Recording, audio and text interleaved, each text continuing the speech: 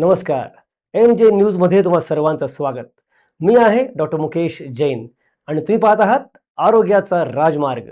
आपल्या आरोग्याला योग्य दिशा देणारी एक नवीन आरोग्य मालिका. मित्रांनो, आज आपण एका अतिशय महत्त्वाच्या विषयावर बोलणार आहोत आणि तो विषय आहे लहान मुलं सारखी आजारी का पडतात. या विषयावर मार्गदर्शन करण्यासाठी आज आपल्या सोबत आहेत सुप्रसिद्ध बालरोग तज्ज्ञ डॉक्टर निलेश गुजर सर. तर या विषयावर चर्चा करण्याआधी तुम्हा सर्वांना एक नम्र विनंती, जर तुम्ही या चॅनलला सबस्क्राईब केलं नसेल तर प्लीज सबस्क्राईब करा आणि पूर्ण एपिसोड बघून झाल्यावर आपल्या मित्रांसोबत नक्की शेअर करा. चला तर मग डॉक्टर निलेश गुजर सरांसोबत सुरू करूया आपला आजचा प्रवास आरोग्याच्या राजमार्गावर. प्रायोजक मोगीलाल अँड कंपनी, 102 वर्षांची जुनी परंपरा. नमस्कार सर, तुमचं खूप खूप नमस्कार. स्वागत. मंडळी, मागच्या भागात आपण गुजर सरांकडनं कॉमन कोल्ड किंवा ॲडिनॉइड्स किंवा तत्सम श्वसनाचे आजार त्याबद्दल आपण बरंच काही चर्चा केली. आज आपला विषय आहे गॅस्ट्रायटिस, म्हणजे लहान बाळांना होणारे उलटी जुलाब. त्याबद्दल आपण आज पुन्हा सरांकडनं जाणून घेऊया. सर, आपण मागच्याच बोललो होतो तुमचे आपले रेस्पिरेटरी ट्रॅक इन्फेक्शन्स. यावेळी आपल्याला जाणून घ्यायचं तुमच्याकडनं की गॅस्ट्रायटिस हा जो प्रकार असतो, म्हणजे लहान मुलांना उलटी जुलाब होणं सर्वात कॉमन हा सध्या झालेला आहे. तर त्यामागची कारणं कुठली आहेत? आता आपलं जे लहान मुलांना जे उलटी जुलाब होतात त्याच्यामागं कसं असतं, परत तिथंच येतो आपण नेहमीप्रमाणे, agent factor, host factor, environmental factor. तर सगळ्यात महत्त्वाचं ज्या आपण जे खाणं खातोय त्याच्यामधनं आपल्याला एजंट मिळतो, म्हणजे बॅक्टेरिया, व्हायरस याचा संसर्ग होतो. म्हणजे आपण बाहेरचं पाणी प्यायलो, खराब पाणी प्यायलं, खराब खाणं खाल्लं आणि बऱ्याच वेळा उघडं ठेवलेलं अन्न खाल्लं, त्याच्यातनं आपल्याला बॅक्टेरियाचा संसर्ग होऊ शकतो. त्यानंतर आपली जी स्टमकची इम्युनिटी आहे ते कमी करण्याचं काम जंक फूड करतं. किंवा आपल्या ओरल कॅव्हिटी आहे त्याच्यामध्ये कॅडबरी चॉकलेट्स खाल्ल्यानंतर ते राहतं आणि त्याच्यानंतर तिथे बॅक्टेरियाची ग्रोथ होते आणि तिथं आपल्याला आजार होतात आणि ते आपल्याला नंतर स्प्रेड होतात. तर त्यामुळं जंक फूड खाणं ज्याच्यामध्ये सोडियम जास्त आहे, फॅट कंटेंट जास्त आहे, त्यामुळं आपल्याला अजून त्रास होऊ शकतो. त्यामुळे ह्या फूड फॅक्टर्स हे जास्त इम्पॉर्टंट असतात. त्यानंतर लहान वय असतं तर 6 वर्षाच्या मुलांची चंचलता असते. त्यामुळं त्यांना सगळ्या गोष्टी हे करून ट्राय करून बघायच्या असतात. थोडं कॅडबरी खाऊन बघितली, थोडं लॉलीपॉप खाऊन बघ, थोडं हे खाऊन बघ, आणि जी गोष्ट त्याला डोपामिन सिक्रिएट करते डोक्यामध्ये, म्हणजे त्याला आनंद देते, प्लेजर देते, ती गोष्ट त्याला सारखी हवीशी वाटते आणि तीच गोष्ट त्याला त्रास देऊ शकते. बऱ्याच वेळा आपले काही घरच्या सवयी असतात, आईंचं ओव्हर प्रोटेक्शन किंवा हे खाऊ नको, हेच खा, ते खा. अशा काही गोष्टी आहेत का जेणेकरून मुलांचं पोट हे बिघडतं? आता कसं होतं की आपल्या बऱ्याच ह्याच्यामध्ये, म्हणजे आपलं जे महाराष्ट्रीयन डाएट आहे दॅट इज कार्ब डाएट. म्हणजे आपण पूर्वी काळी सगळेजण ऑलमोस्ट 90% शेतकरी होतो. त्यामुळं आपल्याकडं तांदूळ, चपाती याचा समावेश जास्त आहे. त्यामुळं आपल्याला परत भूक लागते, कारण कार्ब हे इझिली पचतं. आणि हेच आपण नॉर्थ इंडियाकडे गेलो तर तिथं प्रोटीन डाएट आहे, तिथं पनीर. त्यामुळं दोन्हीमध्ये प्रचंड फरक पडतो. त्यामुळे तिथं म्हणजे पंजाबी लोक पनीर खातात, त्यामुळे त्यांना कमी भूक लागते 4 तासांनी, 6 तासांनी. आपल्याकडे 2 तासांनी काहीतरी तोंडात टाकायला पाहिजे, काहीतरी तोंडात टाकायला पाहिजे, हा कस्टम येतो आणि तोच मुलांना नंतर लागतो. आणि त्यामुळे ते घरामध्ये काहीतरी शोधत असतात. मग घरामध्ये त्यांच्यासाठी वेगवेगळे पदार्थ करून ठेवले जातात. मग त्याच्यामध्ये काही वेळा शंकरपाळे केले जातात. मग हे सगळे कार्बचेच प्रकार आहेत, त्यांनी त्यांना परत त्रास होऊ शकतो. बरं. त्यामुळे घरातलं जे कल्चर आहे ते आत्ताच्या काळानुसार थोड्याफार प्रमाणात का होईना बदललं गेलं पाहिजे. किचन कल्चर बदललं तर त्यासाठी मी त्याला किचन कल्चरला पाककलाशास्त्र नाव ठेवलंय ना, ते परफेक्ट आहे. इट्स अ कला ऑल्सो, इट्स अ शास्त्र ऑल्सो. त्यामुळे महिलांनी त्या कलेला शास्त्रमध्ये कन्वर्ट केलं पाहिजे. म्हणजे नेमकं काय केलं पाहिजे?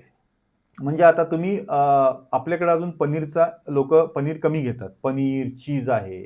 आपल्याकडं दिवाळीपुरतेच चांगले पदार्थ बनतात. म्हणजे शेव, चकली, बेसन लाडू, बुंदी लाडू हे दिवाळीपुरतेच बनतात. त्यानंतर आपल्या महाराष्ट्रातली सगळ्यात चांगली पुरणपोळी, जे टॉप क्लास फूड आहे, पण हे फार कमी वेळा बनतं. त्याच्यानंतर नारळी भात हा तर आता आउटडेटच झाल्यात जमा आहे. त्यानंतर असे बरेच त्यानंतर आपलं जे भोगीचं खाणं आहे ना, 5 भाज्या mix, that is the best food, पण ते वर्षातनं एकदाच होतं. सो आपल्या कल्चरमध्ये जे काही चांगलं फूड आहे ते लिमिटेड टाइम होतं. मे बी त्यावेळी पैशाचा प्रॉब्लेम असेल त्या काळी, 100 वर्षापूर्वी, 200 वर्षापूर्वी. पण आता हे इझिली अवेलेबल आहे. गूळ मिळतोय, डाळ मिळते. आठवड्यातनं 2दा पुरणपोळी सहज शक्य आहे.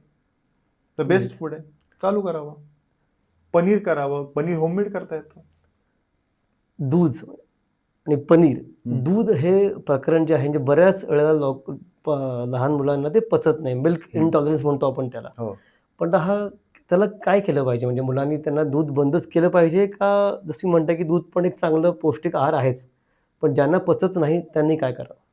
ज्यांना दूध पचत नाही ना, त्यांनी दूध टाळलेलं बरं. कारण आजारपण टाळलेलं नेहमी चांगलं. मग दूध पचत नाही, तुम्ही बाकीचे पदार्थ देऊ शकता. तुम्हाला पोहे देऊ शकता, तुम्ही उपमा देऊ शकता. सो या लॉट्स ऑफ व्हरायटी आहे तुम्हाला. दूध पचत नाही तर त्या बाळाला दही पचू शकतं.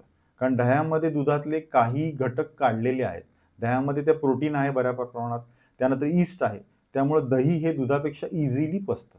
त्यामुळे तुम्ही दही ट्राय करायला काही हरकत नाही. आणि त्यामुळे दह्याची लस्सी एक तुम्हाला अल्टरनेटिव्ह राहील. सध्या बरंच चलन आहे बाहेरचं खाण्याचं. म्हणजे जंक फूड आपण जे म्हणतो जे कुरकुरे खा, फ्रॅम्स खा, बाकीच्या गोष्टी ज्या असतात. त्यांनी मुलांच्या एकंदरीत ग्रोथवर आणि त्यांच्या पोटावर कितपत परिणाम होऊ शकतो? आणि कोल्ड ड्रिंक्स मुख्यतः. आता ज्यावेळी मी लहान होतो, त्यावेळी काही कोल्ड ड्रिंकच्या बाटल्यावर लिहिलेलं असायचं, की 9 वर्षाच्या आतमध्ये घेऊ नये. त्यावेळी का लिहित होते? मे बी त्यावेळी कायदा कडक होता. आता काहीही लिहित नाहीत. जे लिहिलं ते एवढं बारीक असतं. म्हणजे कोल्ड ड्रिंकमध्ये असं होतं, की कोल्ड ड्रिंकमध्ये काही-काही वेळेला माईल्ड प्रमाणामध्ये इन्सेक्टिसाइड, कीटकनाशक मिसळलेले असू शकतात. असं त्यावेळचं कन्क्लुजन होतं. मे बी आता त्यांनी काढले असतील. पण कोल्ड ड्रिंक हा बाळांना त्रास देणारा प्रकारच आहे. त्यानंतर आपल्या स्टमकमध्ये जेव्हा इन्फ्लमेशन होतं, त्याला आमच्या भाषेमध्ये गॅस्ट्रायटिस म्हणजे आपल्या स्टमकचं जे प्रोटेक्टिव्ह कव्हरिंग पहिला लेयर आहे, त्याला म्युकोजा म्हणतात. त्या म्युकोजाचं जे इन्फेक्शन होतं, त्याला आपण गॅस्ट्रायटिस म्हणतो. मग त्याच्यामुळे आपल्याला काय-काय लक्षणं येतात? तर पोट दुखणं, गॅसेस येणं, बेचैनी येणं आणि करपट ढेकर येणं. ही लक्षणं आपल्याला प्रमुख आढळतात. त्यामुळं आपलं खाण्यामधला इंटरेस्ट कमी होतो. हे सगळं कोल्ड ड्रिंकनी होऊ शकतं, बाहेरच्या अन्नाने होऊ शकतं. बाहेरच्या अन्नामध्ये म्हणजे आपण हे घेतलं बर्गर, नंतर जास्त स्पायसी फूड्स. त्याच्यामधला जो स्पाइस आहे तो स्टमकला इरिटेट करतो, त्याचं इन्फ्लमेशन करतो. त्याच्याने आपल्याला परत गॅस्ट्रायटिस होतो. त्याच्यामध्ये हाय फॅट कंटेंट असतो, हाय सोडियम कंटेंट असतो. तो देखील आपल्याला त्रास देतो. तो पण ॲसिड सिक्रेशन जास्त करतो. मग आपल्याला अजून त्रास होतो. अशा रीतीनं आपण काय करतो, बाहेरचं खाणं खाऊन त्या त्रासाला अजून वाढवत राहतो. म्हणजे उपचार करण्याऐवजी आजार करतो. मग त्याला कव्हर करायला मग आपल्याला जावं लागतं डॉक्टरांकडे आणि मग औषधं येतात, मग पथ्य येतात, सगळा प्रकार येतो. त्यापेक्षा आपण जर होममेड फूडकडे फोकस केलं, तर हे त्रास कमीत कमी होतील. सर आमच्या प्रेक्षकांसाठी काही महत्त्वाचे टिप्स द्याल, की त्यांच्या मुलांनी कधी आजारी पडू नये? ते आपल्या हातात नाही म्हणा, पण काही अशा गोष्टी ज्या त्यांनी टाळाव्यात. ॲक्चुअली आपलं जे आजार आहे, त्याच्या जी फायटिंग सिस्टम आहे, म्हणजेच थोडक्यात आपले पोलीस आणि लष्कर म्हणजे आपल्या WBC आहेत. मग आपल्या WBCचं फूड काय आहे? तर गुड बॅलन्स डाएट. म्हणजे आपल्या डाएटमध्ये प्रोटीन पाहिजे, कार्ब पाहिजे, फॅट पाहिजे, व्हिटॅमिन्स पाहिजेत, मिनरल्स पाहिजे. मग बाळं बरीच एककल्ली खातात. म्हणजे आता मी काही जण बघतो, की चपातीला जाम लावायचा आणि त्याचा रोल खायचा. मग ह्याच्यामधनं संतुलित आहार होत नाहीये. आई-वडील म्हणतात, की "बाळ खातंय ना, खाऊ दे." हे चुकीचं आहे. प्रोटीन देखील गेलं पाहिजे. जर प्रोटीन तुम्ही व्हेजिटेरियन आहात, तर तुम्ही पनीर देऊ शकता. तुम्ही कडधान्य देऊ शकता. छोले आहेत, राजमा आहे, मटकी आहे, वाटाणा आहे. त्यानंतर तुम्ही अजून सोयाबीन देऊ शकता. तुम्ही पिठलं आपलं जे महाराष्ट्रीयन पिठलं आहे ते देखील देऊ शकता. नॉन-व्हेज असाल तर तुम्ही अंडी ॲड करू शकता, चिकन देऊ शकता, मटण देऊ शकता. So you have lots of protein sources. तर प्रोटीन देखील जायला पाहिजे. आमच्याकडे आम्ही काय सांगतो, की बाबा एका किलोला लहान मुलांना 2 ग्रॅम प्रोटीन लागतं. म्हणजे सोपं तुमच्या भाषेत सांगायचं तर जसं बाळ 1 वर्षाचं आहे, तर त्याचं वजन अप्रॉक्सिमेटली 10 किलो असतं.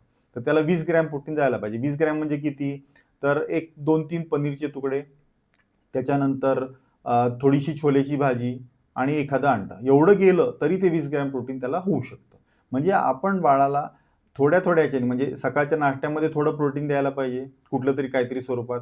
दुपारच्या जेवणामध्ये थोडंसं प्रोटीन द्यायला पाहिजे. संध्याकाळ स्नॅकला काहीतरी सपोज तुम्ही शेव दिली, चकली दिली, ते पण प्रोटीन सोर्स आहे. शेव, चकली पण प्रोटीन सोर्स आहे लक्षात ठेवा. तेही द्यायला हरकत नाहीये. त्यानंतर सोया स्टिक्स मिळतात आता, सोया चंक मिळतं, ते देखील प्रोटीन सोर्स आहे. रात्रीच्या जेवणात काहीतरी थोडं दिलं प्रोटीनचं, त्याला पनीरची भाजी करून दिली, तरी चांगलं आहे. आता आपण पावभाजीची भाजी करतो. त्या भाजीमध्ये जरी तुम्ही काहीतरी टाकलं, सपोज छोले, राजमा ह्याचं मिक्सरमधनं काढून टाकलं, तरी it will act as a protein. म्हणजे अशा रीतीने आपण प्रोटीन कव्हर केलं पाहिजे, कार्ब कव्हर केलं पाहिजे. कार्ब तर कव्हर होतंच. कारण आपण भात तर खातो, चपाती तर खातो, रोटी तरी खातो. त्यामुळे कार्ब कव्हर होतं बऱ्याच जणांचं. त्यानंतर मिनरल्स आणि व्हिटॅमिन्स. मग ह्याच्यासाठी काय करायचं? आपल्याला 2 प्रकारचे सोर्सेस आहेत. एक आहे की भाज्या खाणं. आता बरीच मुलं भाज्या खात नाहीत, म्हणजे पालेभाज्या फळभाज्या खात नाहीत. मग त्यांनी काय करायचं, त्यांना फळावर शिफ्ट करायचं. फळामध्ये पण बऱ्यापैकी मिनरल्स आहेत, बऱ्यापैकी विटॅमिन्स आहेत. मग केळी द्यायची एखाद दुसरं, मग पेरू द्यायचा, मग सफरचंद द्यायचं, सीझनमध्ये वॉटरमेलन द्यायचं, नंतर अजून जी काही मस्कमेलन आहे, जी फळं मिळतील ती थोडी थोडी देत राहायची. आणि सगळ्यात चांगलं की संध्याकाळचा जो त्यांचा ॲक्टिव्हिटी पिरियड असतो, खेळून आल्यानंतर एक फ्रूट डिश दिली ना, म्हणजे 2-3 प्रकारची फळं एकत्र करून दिली, 2-4 द्राक्ष, थोडं असं करून एक छान फ्रूट डिश करून दिली, तर that will act as a good balance डाएटचा एक पार्ट म्हणून त्याला आपण कन्सिडर करू शकतो. सर तुमचं खूप खूप धन्यवाद. आज आपला एपिसोड फार छान झालेला आहे आणि सगळ्यांना कळलं असणार आहे की जर तुमच्या पाल्यांना तुम्हाला सुरक्षित आणि स्ट्रॉंग ठेवायचं असेल तर जे सरांनी सांगितलं आहे त्या टिप्स सगळ्या तुम्ही फॉलो केल्या पाहिजे.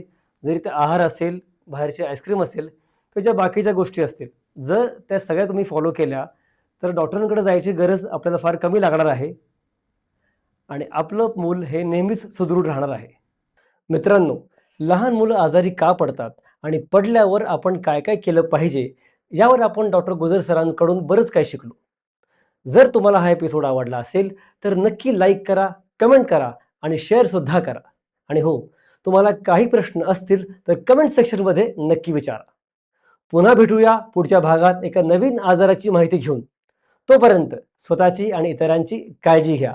जगा आणि जगू द्या आणि पाहत रहा आरोग्याचा राजमार्ग. पुन्हा भेटूया पुढच्या भागात एक नवीन एपिसोडचं. तोपर्यंत नमस्कार.